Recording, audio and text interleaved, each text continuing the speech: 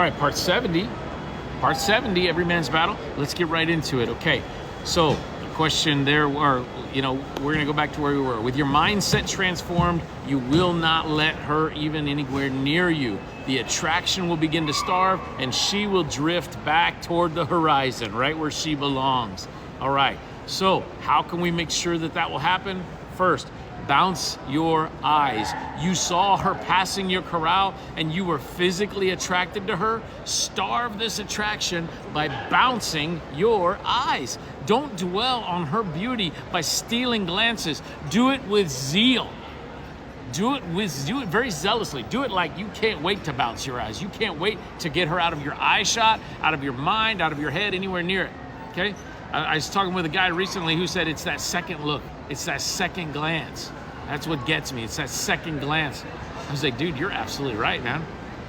Yeah, for so many of us, that's the thing.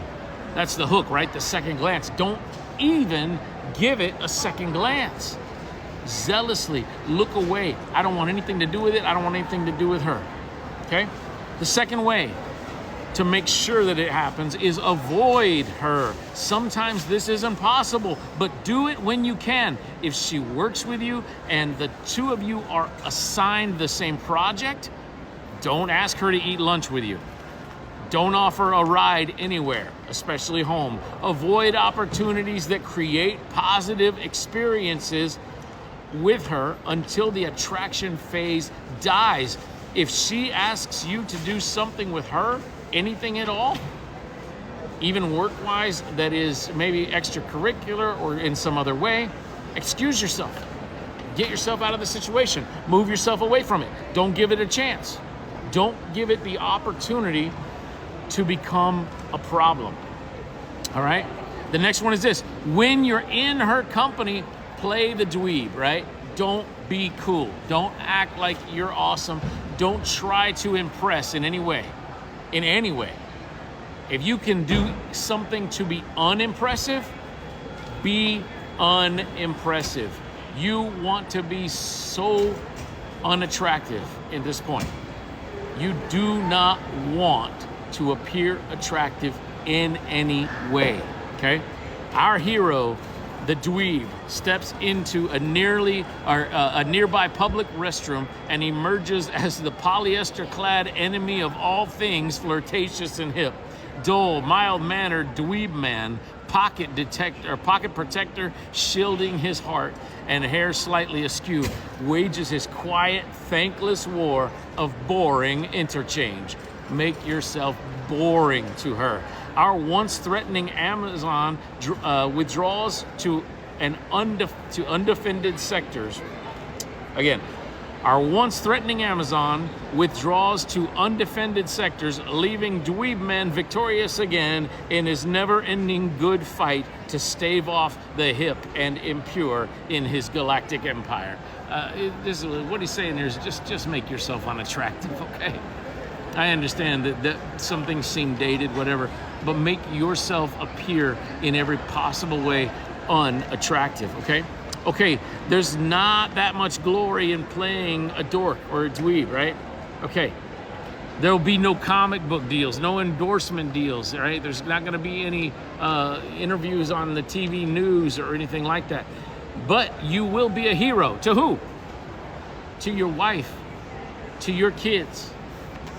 You are that silent hero to your wife and your children, okay? That guy is the opposite of a player in relationships. Players send and receive social signals smoothly.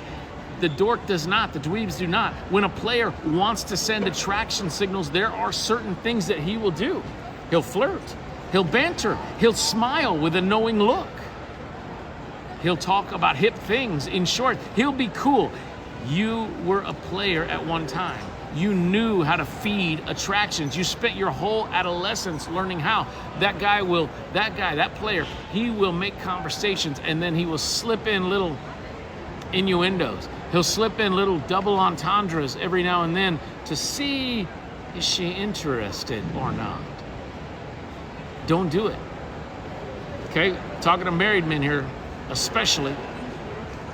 As a married man, however, a little social suicide is very much in order. Always play the dweeb. Players flirt.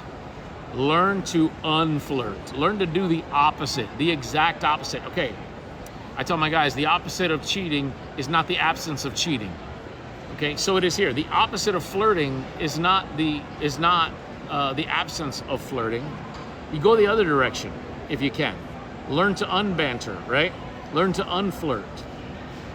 If a woman smiles with a knowing look, learn to smile with a slightly confused look. To unsmile. If she talks about things that are hip, or she talks about things that are not cool to her, you know, like your wife and your kids, she'll, you know, that's what you got to talk about. You got to talk about things like your wife. Talk about things like your kids, things that she will find unattractive. Praise your wife in front of her.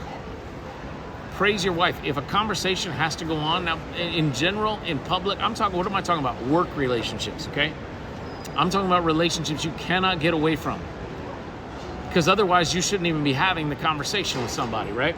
But when you are, praise your spouse. Praise your children. Praise all the great things about your marriage. Find out how true those things will become to you very quickly, even if you don't always believe them right away. It will become true. It will become real, okay? All right, so basically, there you go. You're gonna do the unflirting thing, right? Because players flirt, you're gonna do unflirting, right? Be uninteresting.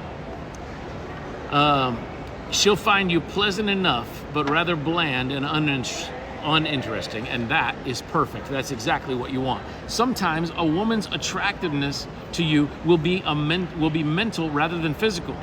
This is very common in work environments. As you work with women on projects that interest you both, in business, it's common to spend more hours per day with female coworkers than with your wife. That's a very normal thing if you're working with a female coworker. You talk with them about common goals and achieving success, while all you and your wife talk about are kids and discipline problems and bills and who's going to change the diapers, and then bills again, and then after talking about bills, you're going to talk about bills and bills and bills.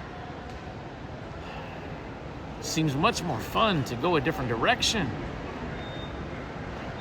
Understand, everything is on the line. You don't want to lose those bills. You don't want to lose that, okay? As with physically attractive women, you must understand that if your shields are not up, and if you don't recognize the threat to your marriage, you are flirting with danger. To summarize, if you're attracted to a woman, it doesn't mean that you may never again have any sort of relationship or friendship with her. As long as she's a friend of your marriage. That's my part. That's not in the book. What do you mean, friend of my marriage? I mean someone who supports your marriage 100% and nothing else. That person, by the way, is also a friend of your wife. Otherwise, they're not a friend at all.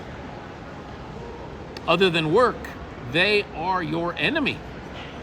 I mean that with everything I say. I mean, with everything inside me, I mean it. They are your enemy otherwise. If they are not a friend of your marriage, they are your enemy.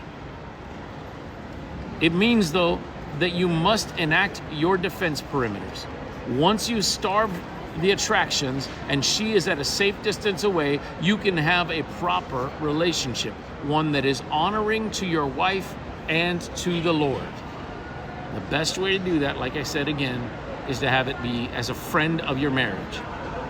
If you know her, your wife knows her. If she's a part of your life, she's a part of your wife's life. And in such a special way that there's nothing hidden. Okay? No hidden thing. If it's private, it's poison. If it's private, it's poison. It's not going to help. It's going to hurt. Every single time, okay? All right, so we're gonna pick it up in the next one. Like it, follow it, repost it. Get your notes, take some notes, and let's have success, okay guys? You got this. I'll see you in the next one.